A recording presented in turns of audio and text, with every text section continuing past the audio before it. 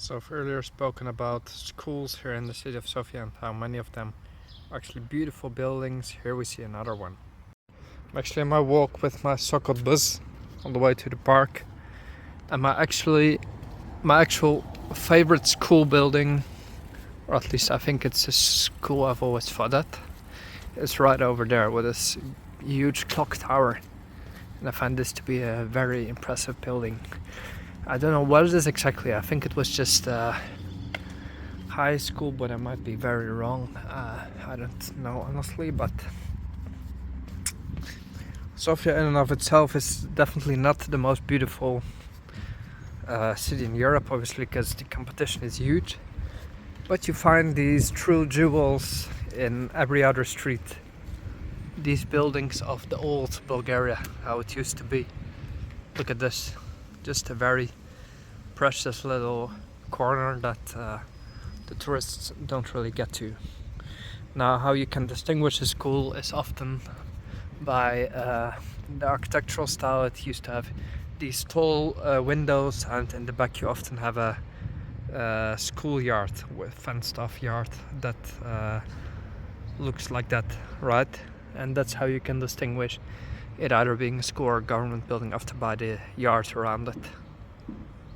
All the other is just residential buildings nowadays, I suppose. And what really is a shame is that this new construction down right there completely conflicts what we see over there. At least install the same type of windows, you know. It's such an eyesore, and I really don't like, honestly, what Bulgaria is becoming. I like what it's been. I like this corner. Although I wasn't alive when this building was in its glory time, right? I know for a fact that I would have liked this Bulgaria better than this Bulgaria with cheap construction, Chinese window frames. I just don't like what it's becoming. I don't like it at all. It's a big shame. And you can see the attention to detail.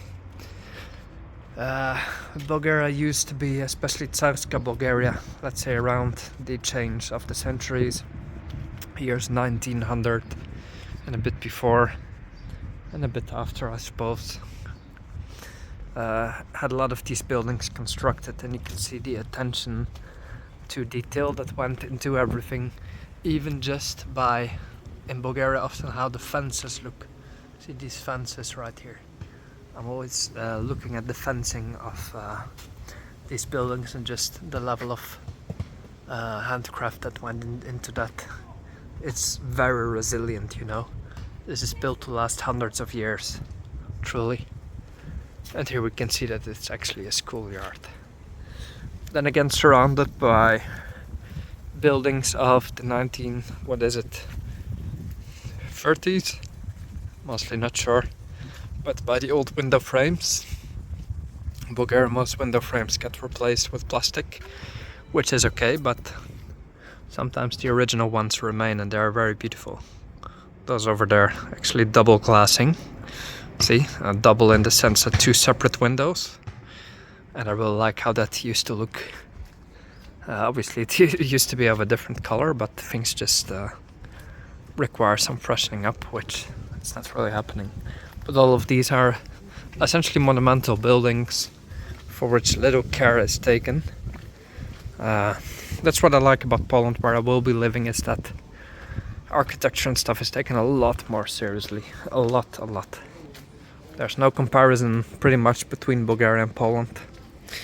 And that goes for many things.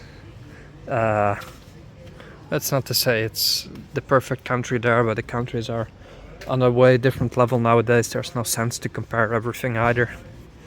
It doesn't make Bulgaria any worse per se,